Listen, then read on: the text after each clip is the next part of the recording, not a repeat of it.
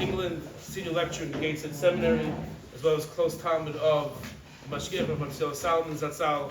I was just telling Rabbi Sipper that of all the shiur we've had in the shul, one of the highest shiur that was highest hits, the most amount of people listening to it was Rabbi Sipper's Divrei Hesped last year for Rabbi Matisyahu, around 700 views. So even though it looks like you're speaking to a smaller oilam, really it goes far beyond the walls of the Beis Medrash. A big schus from Rabbi Sipper.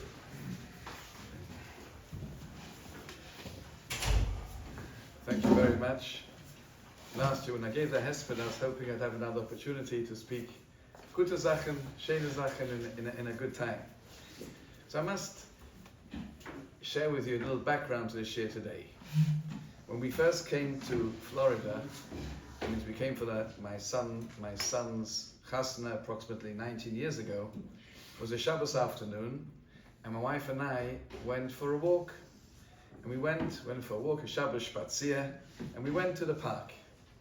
And we met some Yidden, so we start discussing. So what do we discuss? I'm involved in chinuch, and I always like to hear what's going on. So I said to them, tell me, what are the challenges in chinuch that you have and you find yourself here in Fort Lauderdale? So the man looked at me and said to me, the problem we have here is many of us are struggling with it. It's called FTP. I said, never heard that one before. What's FTP? He said, frummer than parents. He said, myself, my friends. He said, most of us were in university. We've taken degrees. We've studied. And our children, he says, I've got a son in Brisk. And somebody else, my friend's got a son who's been learning in Mir for years. You just look at them, they've got beard and payas and that. And they're frummer than us, and they come back for Pesach. Sometimes the house gets turned upside down. It's a challenge. I want to speak about that challenge. I want to address that challenge. And that's why the title of the shir today is Building Our Future on the Solid Foundations of the Past Generation. So let's start the following. One of the most famous refrains in Parshas Vayishlach is the way Chazal explain the cryptic message. When Yaakov Avinu sends a message to Esav, Im Lavan Garati, V'Taryag Mitzvah Shamarati, I sojourned with Lavan, V'Taryag Mitzvah Shamarati, V'Lo Lamadati Mimaisa Faroim. And if you switch round, Chazal say, if you switch round the word Garati, Gimel Reish, Tov Yud, we have Taryag. So in other words, it appears as if Yaakov is saying to him like this, I was with Lavan, and yet I kept all the mitzvahs, which is difficult to understand. I kept the mitzvahs, and I wasn't influenced from the corrupt and sinful ways of Lavan. But the Chofetz Chaim says that one shouldn't think that Yaakov was bragging and blowing his own trumpet, boasting how he remained devoted to mitzvahs in spite of the alien influences around him. But to the contrary, Yaakov was chastising and berating himself. And he says, on one hand, yes, he managed to continue his avodas Hashem, carry out the mitzvahs, but it lacked the enthusiasm and passion that Lavan displayed when he carried out a crime. Lo lamadati mimaisav horoim. I never managed to reach that level of excitement and animation that I observed with Lavan when he was doing an Aveira. When he was preparing some type of crime, it was electrifying, it was exhilarating, it was sensational, the house was alive, aflame. And even when scheming and plotting his cunning crimes and difficulties came up in his path, he didn't give up. He tried again and again. His perseverance and tenacity and will to succeed was something amazing. And Yaakov says, Lo yamadati ma'asav roim. He says, I'm trying to reach that aspect of Lavan. I once read about a great tzaddik. I saw this brought down from the Chassidish Sforim, a great tzaddik called Reb Moshe Leib Misasov, Zecher Tzaddik Rocha.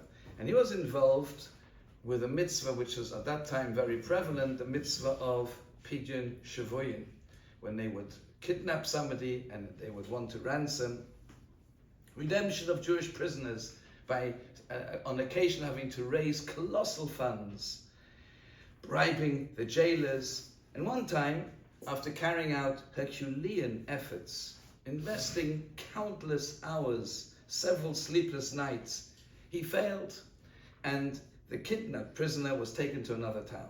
And he felt very disappointed, thinking how many hours he had sacrificed from his learning Torah, how much effort he had expended, and all for naught. Was it worthwhile to continue this mitzvah? Maybe he should pass it on to somebody else.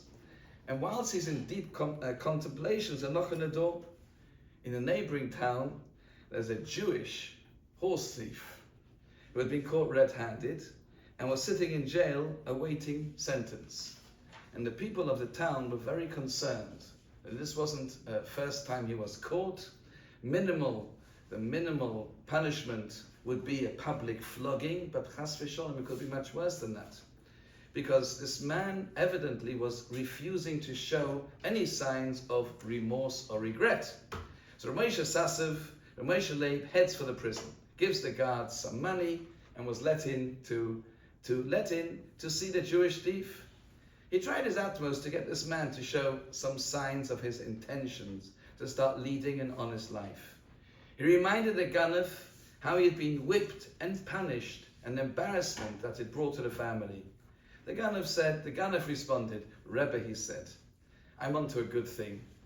I'm making good parnasa. Make good parnasa with the stolen horses that I sell. I live like a gevir, like a wealthy man, just because they call me this time, just because they want to publicly embarrass me by whipping me. Okay, I'm not going to give up. I was careless, and I didn't give sufficient care not to be caught. I've learnt my lesson, and next time, Rebbe, I guarantee you, I'll be more careful. Moshe Leib walks out of the prison, looks towards Shemaim and says, wow, Rebbeinu Shem, thank you for that inspirational lesson. Yes, today I failed. I didn't achieve my objective, but I'm not giving up. And if it's necessary once again to try and release a kidnapped prisoner, I'll invest even more time and effort, and I'll approach it with even more enthusiasm. And this is what Reb Moshe Leib Sassev learned from the horse thief. Okay, so I'd like to adapt this concept and this perspective when we view the previous generations. Yes, it may be true that our generation, we may be more learned than our parents and grandparents. Many of us may have finished Shas, may be knowledgeable in Mishnah Berurah, may have higher standards of kashrus, may be educating our children on a much higher level. But there is something so important, vital and fundamental that we can learn and have to learn from the previous generations. And if Yaakov could admit, "V'lo lamadati mimaisov," that I haven't reached it, if Rabbi Sassev could admit, "V'lo lamadati mimaisov," I think we can allow ourselves to admit that "V'lo lamadati mimaseyim," we didn't learn sufficiently from our parents' and grandparents' generation. And I want to explain what I mean. There was a beautiful write-up recently. There was a Yid, Niftanet Israel, who was a legend, a living legend. Those who knew him, those who had heard about him, I'd heard a lot about him over the years. I wouldn't be surprised if there's even an art-scroll book about him one day, Reb Aviezer Wolfson, Zeichet Tzal Livracha. So it meant much more to us because Aviezer Wolfson came from the very well-known, the English family of the Wolfson family. His uncle was Sir Isaac Wolfson, one of the biggest Gevirim and Ballet Stocker in England. And this Aviezer Wolfson was, he himself was one of the, I think he was one of the principal, somebody who was very much in charge of the family business, and he carried it out, and he traveled the world, and I think he was a man of tremendous means because of that, a tremendous Ballet Stocker. But far bigger than that, or where he left his mark very clearly, was in giving shurim. He gave shurim, he lectured for Arachim, he lectured for various organizations, He was one of the first people to go to Russia long before anybody else got in, because he could afford to pay the highest lawyers' fees to work out how to do it and how to maneuver and how to get through. Yid was a tremendous Talmud Chacham. He was actually a composer. It's a very beautiful concept, a beautiful idea. The morning of he was nifta. He was nifta on Cholamoid Sukkos. Cholamoid Sukkos, he was nifta the day of Birkas Koyanim. The day of Birkas Koyanim is a day when there were 50,000 Yidden at the Kaisel. 50,000 Yidden at the Kaisel. And they all daven one minyan. And the highlight is Hallel. And they all come to Ma'ashiv and they sang Ma'ashiv together. And this Ma'ashiv was composed by Rabbi Yezer. He was a composer of music, beautiful composer of music. And he was sitting in a shul somewhere else. And a couple of hours later he was nifta. On that day, it's a davar nifla in itself. But he was something amazing. His father was your typical, call it Anglo Jewry, his family, his background was your typical Anglo Jewry, traditional Jewish family. No yeshiva background. Did his father ever open a Gemara in his life? Don't know. Maybe he did. Maybe he didn't, but very likely he didn't. He may have gone to Shurim. Not people who had very little connection, and somebody we may have considered even as an Amaretz when it came to halacha matters. But what his father had, and his father gave to him, were the principles for life. His father was a traditional Jew, and Shabbos was Shabbos. So, however profitable a business partnership would come, there was nothing to talk about. He davened in a type of shul where he was once asked actually to host the synagogue choir. They could attend in England, they have a concept of 3-day Jews where they come from all around. And he was asked to host the choir that they could attend the Yom Kippur services. But when he heard that they typically travel to shul on the London Underground on Shabbos, he refused to do so. Not only did he refuse to do so, but when the shul was packed to the rafters, absolutely packed with the 3-day Jews, all of them there, and the choir about to start, he goes up to the bimah and he says, Mo'er Rabbi, I now welcome you all to listen to Kodesh, Kodesh, Kodesh, sung by the Holy Underground Choir. And that was his way of making machal. Now listen to this. This was a man, again, didn't know very much. My brother who lives in Ramat Bet Shemesh, his shul was actually called after this man. And he told me that they say about this, he was called Shmuel Zev Wolfson, that he served in World War II. He was in the English army in World War II. And they called him Mad Sam, Crazy Sam. Why? Because during the invasion of Normandy, they were in the trenches. The soldiers were all in the trenches, and it was dangerous times. Bullets were flying and missiles were flying everywhere, and Mad Sam had to put his tefillin on, and he was not mavata. And they'd say the bullets are flying, bullets heen, bullets hair. I laid tefillin every day, and there's nothing stopping me. And he stood there with his talis and tefillin. Now, this is a fascinating thing. Something which Aviezer, this is the point I want to bring out in the Shia. Aviezer, who was this tremendous Talmud Chacham, one of the biggest Talmidei Chachamim around, and he says what he learned from his father. He said he was 16 years old. He was an absolute genius, and he was a chess champion. And he had actually just won the under-16 champion in a major in England's under-16 championship in a major tournament. And he was invited to compete in the National British Chess Championship, which would have put him on the map. It would have been something tremendous. The problem was it was on Shabbos. So Aviezer's a London. He says to the father, what's the problem? I'll walk along there. What's the problem? You play chess on Shabbos. If you're worried about it, I'll do a kalach hayad. We'll do it with a shinoi. And he gave his father a whole shtick of Torah. And his father said to him in a typical, for those who know the English dialect, I'm sorry, my dear son, Shabbos is Shabbos.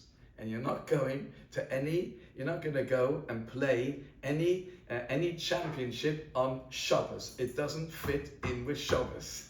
And he says, Daddy, I'm sorry, there's nothing wrong. I'm going to walk there. Shabbos is Shabbos, and we don't break our principles. It reached a stage that he says, let's go and ask somebody. And he went to Dina Bromsky. The famous Dina Bromsky. And Dina Bromsky listened to both sides and said to the father, would you mind sitting next door? I want to speak to Aviezer. He said, Aviezer, look, is there anything wrong in playing chess on Shabbos? I can't say there is. And the way there's nothing wrong at all. But I want you to understand something. Your father has something which he wants to give you. And those are the principles for life. And I think it's far more important that you go away from this taking and understanding that if you have something and something is important to your father or to you, then you keep it at all costs. And Aviezer said this is something which made a tremendous impact in his life. Another story I once read, the same similar idea, about a Yid who was called Rabbi Yehuda. I'll tell you his family name afterwards. A Yekish Yid, a man from Frankfurt who was drafted at the late 19th, at the end of the 1800s, into the Kaiser's army. And he found himself, he was the only Jew in the whole regiment, and he realized that his fellow soldiers maintained a lifestyle which was far from moral. They were immoral people, and he couldn't bear to be exposed to the vulgar conversations, and he had no choice. The military makes no exceptions for morally fine. What could he do? And after giving it a lot of thought, he had a tremendous idea. The idea was like this. He says the Germans prided themselves on their neat, trim appearance and stylish polishing their shoes and all their buttons were the brass buttons. So he decided, you know what he's going to do? He's going to grow his beard.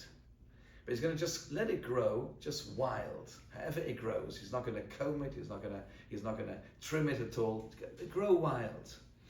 Now, all of them had these very trim. If they had a beard, or they had these moustaches which rolled up, or little whatever it was. But none of them. And he grows this wild beard. And they said to him, "You look so unkempt. You look so uncultured. You can't." Apparently, I have a printout at home that the army came to him and said to him, you can't have a beard because there is, if there's any gas, if the enemy throw gas, we put a gas mask on. You can't put a gas mask on with a beard. You can't do it. It's not allowed. And he says, these are my rights, and I've got rights. And he wrote a letter to the Kaiser, and the Kaiser actually wrote back and said, grant him permission. But there he was. He got his permission, but he was excommunicated by his men. That means nobody spoke to him. And there he sat there on his own. They all ate, and he ate on his own. They all had their social times, and they looked at him as some crackpot, and he got through the army. It wasn't easy, it was tough, but he kept his principles. This Rabbi Yehuda's name was Rabbi Yehuda Schwab. Was he a Talmud Chacham? Probably could learn a little bit in that. But he was Zeicher to 3 sons who were Gedolei Hadoyer. He was Zeicher to a son called Rabbi Shimon Schwab, who was the Rav of Washington Heights, in the Kal Adas Yishur in Washington Heights in Manhattan. He was the father of Reb Mordechai Schwab, Zeichet Tzal Livrocha, of the Mesivta Beis Shraga in Monsey, New York. He was the father of Reb Moshe Schwab, who was the Mashgiach in Gateshead Yeshiva. Besides that, he had another 2 sons. One of them was called Herman Schwab, who lived in London. There was another son in Eretz Yisrael. Both of them, Kulam Ahuvim. How is that? Because he was a man who kept to his principles. One of my favorite writers in the magazines, in the Mishpacha, is somebody called Reb Ron Yitzchok Eisenman. I love his articles. And he writes there that his father had a cousin, Itzik. And this Itzik was your typical Israeli, somebody who didn't you would not call him a Haredi, you'd call him a regular Israeli. But yet, all his children were real heavy Haredim. And he said he met him once, it was a relative, he said, tell me, he says, are you comfortable with the fact that your children are so different to you? And he said, let me tell you something. I want to tell you a story. And he took off his worn, knitted yarmulke.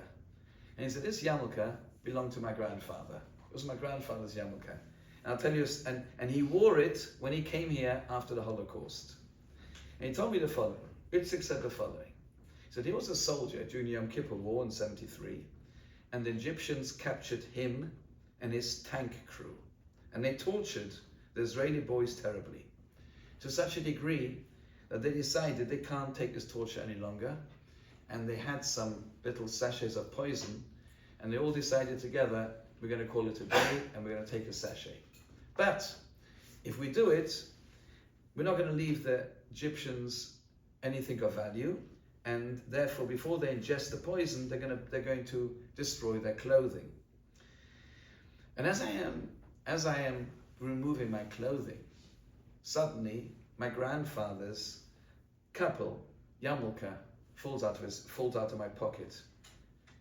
And suddenly, as if I was woken up from a haze.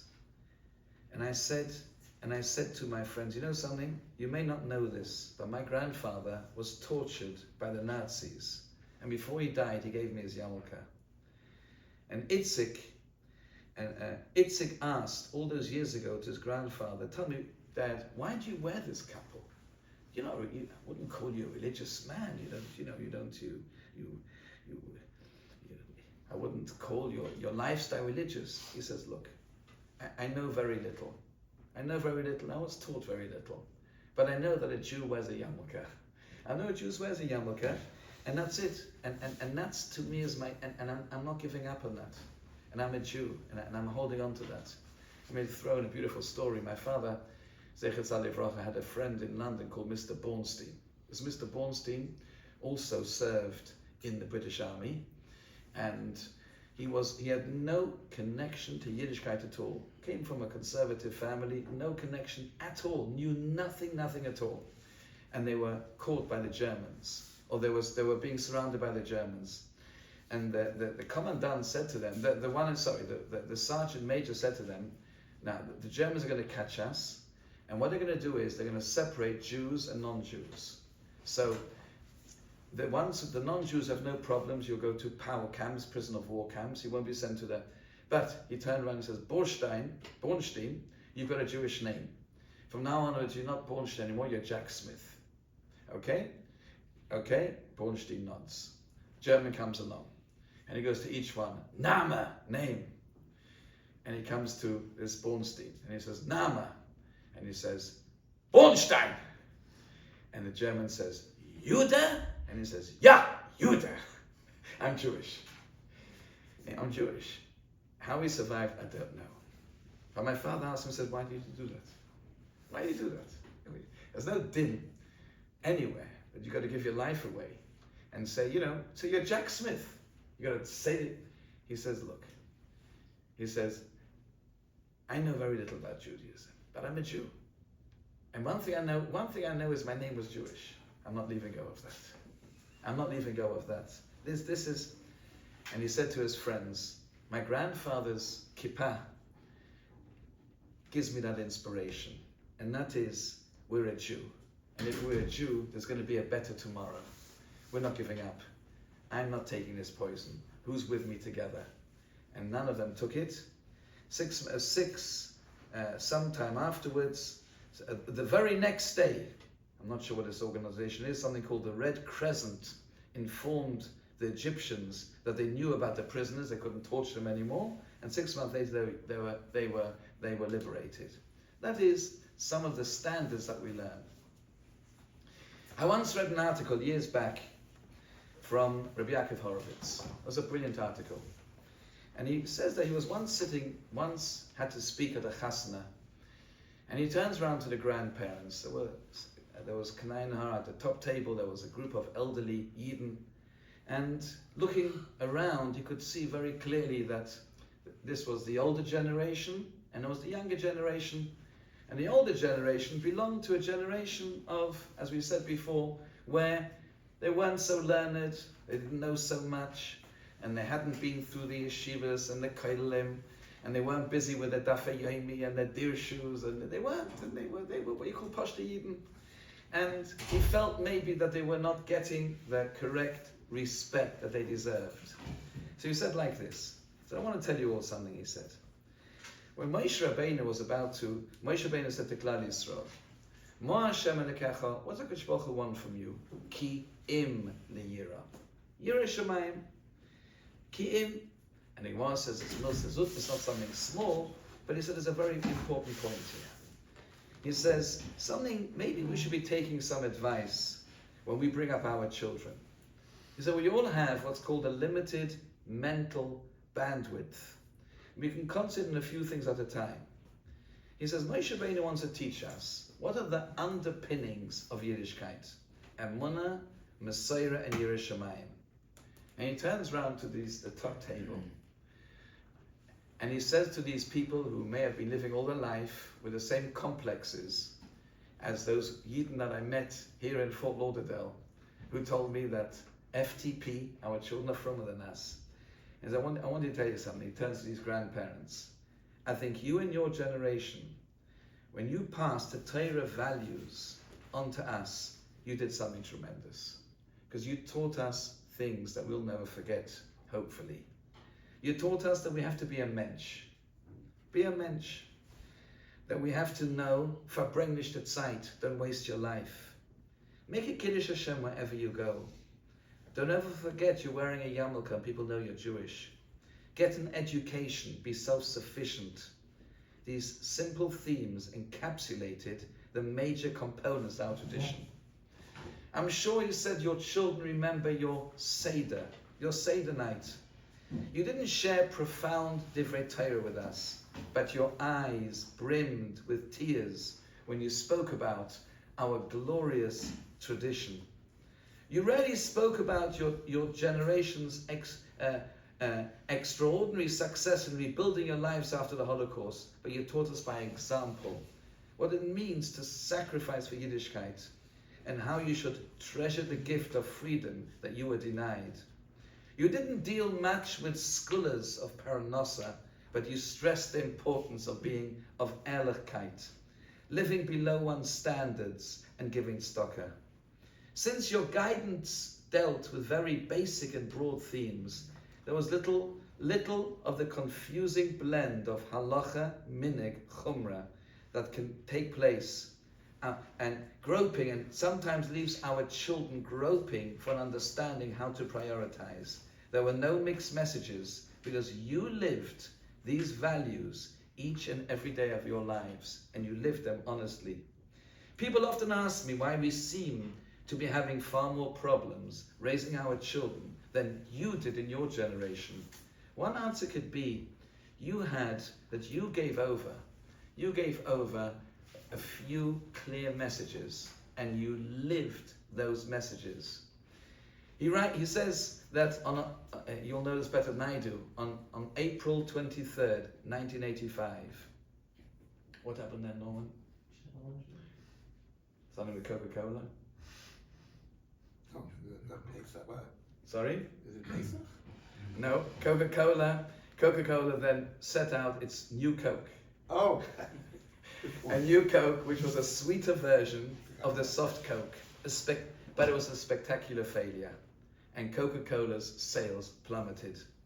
10 weeks after introducing New Coke, after publicly vowing that the original formula was gone for good, company executives came back and they added the word classic underneath the Coca-Cola, lettering to distinguish old Coke from new, and Coca-Cola Classic immediately started outselling the New Coke. And says Rabbi Yaakov, I think it's a striking parallel between the experience of Coca-Cola and our Haredi world. My yeshiva educated generation, for all the right reasons, introduced what we'd call a new and improved brand of chinuch, longer hours, higher standards in academics, dress codes and everything else. But he says, something we can learn from your generation is sincerity. It's living your standards. It's being consistent. It's something. Now, in other words, of course, we have our standards, but we have to incorporate, and that's what the Shia is titled, building our future and strengthening it with the solid foundations of the past generation. But let me take this further. There's something which, an article I read several weeks ago, which I must be honest with you, has been in my mind, I think, almost every single day since then. And that was a feature article by Rabbi Lopiansky Shlita. And he writes there, and I don't know why it is, but this article shook me up. And he writes there that at the Nova concert on Shmini Atzeres a year ago, at the concert, he said there were hundreds of teens and young adults from the frumest communities in Eretz Yisrael. And they went to that concert. They went to that concert. Let me rephrase his question. His question is a question which should wake us up. Why did hundreds choose the carnival with all the tumah over spending Simchas Torah with their families in shul? And this question opened up a big discussion, and I say this with tremendous caution. I hope I'm mispalel that everyone should understand it the way I want to try and give it over. Lo yikoshel b'dvar halacha in this. Why are we losing many of our children? And of course, there may be many reasons, and there are reasons that could be beyond control of parents. But there may be something that we could and should be looking to be doing to try and keep our children making the wrong choices. To understand what this is can only be understood if we fully appreciate the unique challenge that parents have today bringing up children. What are we up against? So, I was preparing this year, and the Rebbeinu Shem gave me tremendous siyata d'shmaya. So let me give you an example. It's going to come to Hanukkah. You're standing by the window with your kids, and you're lighting the first night. So the Svadim light one light for the whole household. So there you are, the whole family standing round, and the menorah is by the window with one light. But what's in the background? You're in Fort Lauderdale. And if your window's in the right position, in the background, you're going to see the Guitar Casino. That's what you're going to see. The lights, these lights, the lights that dazzle, that proverbially entice our youth to come to be part of the fun and games and entertainment of the present generation.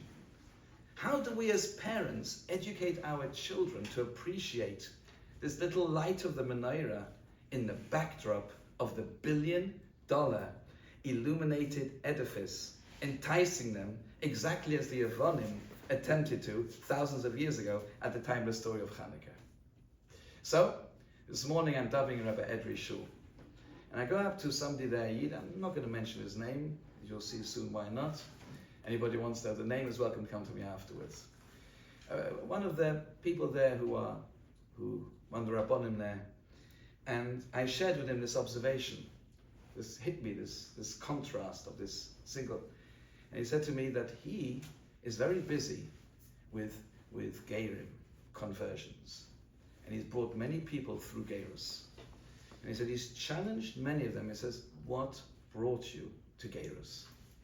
And they said, you know what brought us to Geirus? He said this time of the year, December, he said, we have the tree. There's a tree with all the lights and everything else. But what is it? It's nothing at all. It's empty. It's hollow. It's absolutely hollow. It's got nothing to it at all. And I was looking for something which was real. And then that's why I'm not mentioning a name. This Rav said to me, I want to tell you something. When I grew up, he says, our family knew nothing at all. My best friend were the goyim around us. And one day my friend said to me, come in, I need your help to decorate the tree. It was such fun. We put on the lights, and we put on the presents, and we put Santa with his reindeers on top, and balloons. And I came home to my mother and said, Mum, when are you buying a tree? Why did you buy a tree? I want to decorate a tree. Please buy a tree for us. And my mother, he said his mother didn't know very much, but she says, no. We don't have that in our house. And she could see I was upset. Listen to the wisdom of a mother. She said, you know what, go back to your friend and ask him for a small branch of the tree. And I'll let you put on one decoration in the backyard. So he gets a branch and he puts it in his garden and he puts on one little decoration and he puts it there. Comes along a couple of weeks later and the leaves have dried up and they take it and they throw it away and there's nothing left. And he said he remembers that time thinking to himself, what is this? This is what is it? It's nothing at all. And yet we have this tiny little bit of oil, the Ner Hanukkah. As long as you keep putting in drops of oil, it can stay lit for eternity. Put another drop in, it can stay alight. In fact, I saw, and this is what we have to teach our children, and that's the nitzchias of mitzvahs. I saw that some say, Yaakov Avinu went back for the jug of oil. He went back, and they ask a question, why did you go back for a jug of oil? And they say this jug of oil was something amazing. Others say, I don't like to quote, but I remember seeing this in the art scroll on Hanukkah, which I didn't have at hand, that the Pach Shemen, which Yaakov found, was actually the Pach Shemen, which was later found in the Beis HaMikdash for Hanukkah, Nes Hanukkah. But even though I didn't find that, the Ma'amlayas writes that this Pach Shemen was miraculous, because when Yaakov built a Mizbeach, he wanted to pour oil, but he had no oil, because Eliphaz took everything away from him. And miraculously, a little bottle of oil came down from Shemayim, and he emptied it on the Mizbeach, but it filled up again. And from that, he writes there, the Mamloyas writes, again I saw the English version, I haven't seen the Makairis, he realized that the oil from the same bottle would be used to anoint the Mizbeach and his Kalim, and Aaron and his sons. It was the bottle that Eliyahu would perform a miracle, and so would Elisha. And this is the message we have to give to our children. One tiny light of Hanukkah is more valuable and more potent, more authentic than the millions of lights in the guitar casino. I once saw a beautiful article from Rabbi Shera, Zechus Alivracha. In recent years, I quote, in recent years, Madison Avenue has developed a booming Hanukkah industry in an effort to exploit the menorah as they did with the Xmas tree. During the season, newspaper advertisements offer varieties of Hanukkah menorahs, Hanukkah greeting cards, Hanukkah candies, Hanukkah wrapping paper, and with all this hoopla, the meaning of Hanukkah has little impact on our children. Contrast this with the experience of our grandparents who lit neiros in crude utensils, but the light kindled every nook and cranny, every part of their homes. But like the Yevonim, unfortunately, our generation has enthroned the externals of the menorah. We have taken a leaf from the lessons of the super salesman Elmer Wheeler, who instructed restaurateurs, don't sell the steak, sell the sizzle. And by selling the sizzle of mitzvahs, instead of giving them a substance, we are left with nothing. I think that's such an important lesson in chinuch. Yes, you've got the guitar, and that really represents to us, that is what the Goyish world is. It's glamour, it's glitter, but it's nothing. If there's a power cut, it's all out. It's finished. There's nothing left. It's nothing left. And what we have from our mitzvahs. I want to add in one final point to address this question, why our children chose that. I'm running a bit late, so I'll be mekatza. Reb Shimon Schwab writes a Dover Nifla, and he says, what was the success of communism? How could communism, which was biyasod such sheker, how could it win over hundreds of millions, if not, how could it subjugate 1 billion minds? How is that possible? It was sheker. It was absolute sheker. And he says a big chiddush. He says, HaKadosh Baruch Hu created the world with Bechira Chavshis, a double Yud. And a Bechira Chavshis means that HaKadosh Baruch Hu gives allowance to the powers of good and the powers of evil. And he said like this, it's an amazing. He says that the power of evil can be matzliach on one condition. One must, and that's only if one makes one's choice wholeheartedly lishma. He said there's a lishma of toiv. Lishma of toiv means 100% for good and 100% for ra. He said a Rasha was an idealist. He's not looking for money or honor. A fanatical idealist for wickedness, that man can be matzliach. And he says that was the success of the communists. It wasn't done for anything else. It was rishas lishma. It was 100% rishas lishma. And he says that's why with Bilam, the first time he wanted to go, HaKadosh Baruch Hu says you can't go because you're dangerous. You're dangerous because you're Rosh Lishma. When Balak offered him money, HaKadosh Baruch Hu said, you can go now, you can't do any harm. Because it's not any more Lishma. It's not 100% any more Lishma. Now listen to this, and I think this talks to us. This is something which I want to give over very carefully. A child, our children are born with a Tselem Elikim, an image of HaKadosh Baruch Hu. Tselem Elikim is, we want the emes and we look for the emes. We're attracted to anything that's emes. But we're hearing from Reb Schwab that emes can be found in Tumah and emes can be found in Kedusha.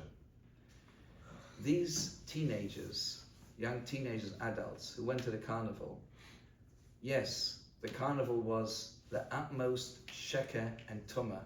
It was the abyss of iniquity. It was disgusting. But one thing it was by people who lived such a life with 100% emes. Anybody they met there were no double standards. There was no superficiality. There was no hypocrisy. Anybody who was there, what they saw, what the people really were. There was an emes there. And the Chedush Harim writes that the success of missionaries, of these type of people, is that they pursue sheker with 100% emes. And we have to realize that if we pursue emes with a little sheker, it's not going to work. It's not going to work. And maybe this is what we can take from Yaakov Avinu. If Yaakov Avinu says v'leila madati, that there is something that we can learn from the previous generation. They may have known less than we do, but what they knew, they passed on.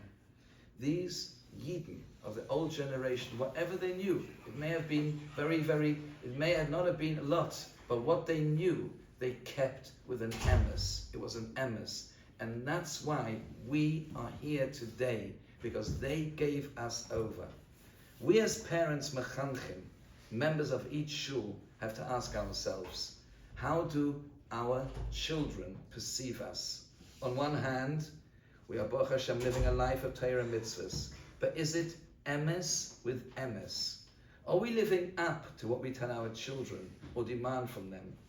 Can our children, chas v'sholem, see any contradiction, any double values, anything that may perceive as being unhonest with the image that we are trying to give? And as long as it's a lifestyle which isn't emes with emes, our children may opt for the sheker of the world which is carried out, a sheker in the world which is carried out, a sheker with the emes. That's really all I want to say, just to finish off on a very nice note, on a nice note, on a positive note. And this is something which all of us, every one of us, finish off with a nice story, and that's the end of the Shia. I once read a story about two Hasidic Rebbes who were Meshadach, the Ostrovtzer Rebbe and the Ostrovtzer Rebbe and the Melitza. And the Melitza Rebbe, the Ostrovtzer Rebbe had one child, a son, and he was Meshadach his son with a daughter of the Melitza Rebbe. The Melitza Rebbe had 12 children. But the Ostrovtzer Hasidim, they were obviously far more impressive. And when it came to the chasna, somehow he felt that the Melitza, the Hasidim, they weren't getting their covet. So the Rebbe stood up and said like this. He said, why is Yaakov Avinu called a Bechir Shabbat? He didn't go through that Keda. He didn't go through that Sarah Nisyanis. So why does he deserve to be called the choice of the Avos? Why? How do you compare it? And so the answer is, Yaakov had 12 outstanding sons. And that is a greater achievement than the Akedah of Avram and Yitzchak. And he turns around to his Machutim. He says, I have one son, and he's got 12. Do you know what it means to bring up 12 children? Do you know what it means to put your mind into each child and understand the child? To encourage them, to empower them, to be able to understand their strengths and their weaknesses, and bring up such a family. He says, I want you to know that he is far greater than I am. And that's the bracha I give to all of you here today. May HaKadosh Baruch Hu help all of you, all of us. We were all zeicha to have parents, grandparents, who lived with the emes. And whatever they believed in, and this was the Yiddishkeit which they knew, they kept. Baruch Hashem, our Yiddishkeit is far more colorful and greater. But what we have to learn from them is to make sure that everything we do is an emes with an emes. And the Rebbe will help Be'ez Hashem that with that we'll all be zeicha to the most beautiful brachas.